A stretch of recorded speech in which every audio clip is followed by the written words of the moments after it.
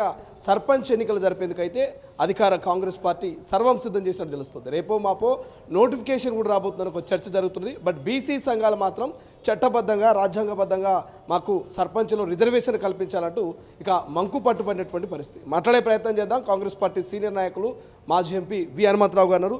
ఓవైపు బీసీ సంఘాలను కూడా రోజుకో ధర్నా చేస్తున్నాయి, రోజుకో చోట రౌండ్ టేబుల్ సమావేశాలు పెడుతున్నాయి, చట్టబద్ధంగా మాకు రాజ్యాంగబద్ధంగా కావాలంటున్నాయి. బట్ మీ పార్టీ మాత్రము పార్టీ పరంగా 42% రిజర్వేషన్ ఇవ్వాలంటుంది. నా ఉద్దేశంలో బీసీ సంఘాలు ఎన్నో మీటింగ్లు, జేఏసీ అని మూడు సంఘాలు, కుల సంఘాలు, బీసీ సంఘాలు పెడుతూ ఈడ ఎన్ని పెట్టినా ఏం కాదురా బాబు. మన యుద్ధం ఢిల్లీలో చేయాలి. యుద్ధం ఢిల్లీలో కూర్చుందాం, ఇంటింటికి పోదాం, కాళ్ళు మొక్కుదాం, కడుపులో తలకాయ పెడదాం. 76 ఏళ్ళ తర్వాత కూడా మాకు అన్యాయం జరుగుతుంది. అదే రాహుల్ గాంధీ గారు ఏదైతే భారత్ జోడో యాత్రల ఆయన ఒక మాట అన్నాడు, నేను నిన్నటిదానిక ఎస్సీ ఎస్టీలకి అన్యాయం అన్నాము, బీసీలకు అన్యాయం జరుగుతుంది కాబట్టి 90% మందికి అన్యాయం జరుగుతుంది, 10% లాభపడుతున్నారు. ఆయన ఏం చేసిండు, ఈడబ్ల్యూఎస్ పెట్టి అగ్రకులాలలో వెనుకబడినటువంటి వీకర్ సెక్షన్కు 10% మేమేం అభ్యంతరం చెప్పలే. కనుక ఆయన కూడా ఆలోచన చేయాలి. కనుక ఇది రాజ్యాంగ పరంగా కావాలంటే మనం ఎన్ని రోజులు ఈడ కొట్లాడినా లాభం ఉండదు. చలో ఢిల్లీ అందాం, ఢిల్లీలో కూర్చుందాం. దానికి నేను మొన్ననే ఏది వట్టి విక్రమార్కతో, అదేవిధంగా పొన్నం ప్రభాకర్తో, శ్రీహరితో కూడా మాట్లాడుతుంది.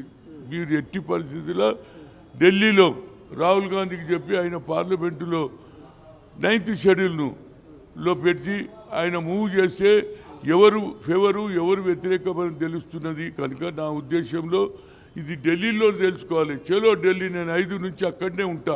మీరు అందరూ ఢిల్లీకి పోతే ఇక్కడ గల్లీలో సర్పంచ్ ఎన్నికలు పార్టీ పరంగా ఇవ్వాలంటూ క్యాబినెట్ కూడా నిర్ణయం తీసుకున్నట్టు తెలుస్తుంది. రేపు కోర్టు తీర్పు తర్వాత కూడా ఒక నోటిఫికేషన్ వచ్చే అవకాశం కనబడుతుంది. హనుమంతరావు ఈ పార్టీ పరంగా సర్పంచ్ ఎన్నికలకు 42% రిజర్వేషన్ ఇవ్వడాన్ని వ్యతిరేకిస్తున్నారా, స్వాగతిస్తున్నారు? నేనేమంటున్నా, ఏదైనా లా వస్తేనే మాకు ఫర్దర్గా ఫ్యూచర్.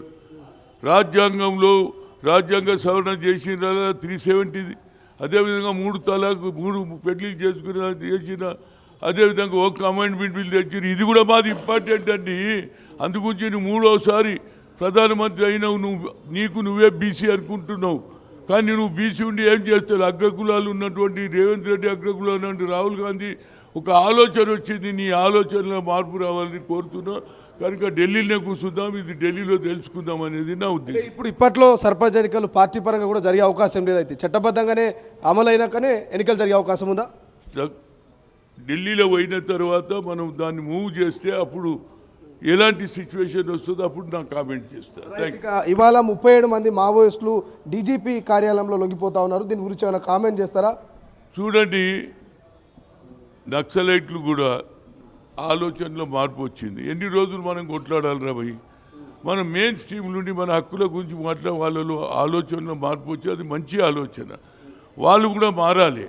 సమాజంలో కేవలం రెచ్చగొట్టడం, చంపడం కాదు. చంపడంతో న్యాయం జరగలేదు. అట్లంటే మహాత్మా గాంధీ ఎన్నో ఉద్యమాలు చేస్తుండే, ఎంతో ర్యాన్సాక్ అవుతుండే. కానీ అహింస లేకుండా, హింస లేకుండా దేశానికి స్వాతంత్రం తెచ్చినప్పుడు మనం కూడా అదే ఆయన అడుగుజాడల్లో నడవాలి మహాత్మా గాంధీ అని కోరుతున్నాం. Thank you. Bandi Sanjay comment చేసిండు, అర్బన్ నక్సలైట్లే మావోయిస్టులను రెచ్చగొడుతున్నారని, అందులో కాంగ్రెస్ పార్టీ నాయకులు ఉన్నారని ఒక కామెంట్ చేసిండు. బండి సంజయ్ వ్యాఖ్యలు చెప్తారు. అది మాట్లాడతాడా?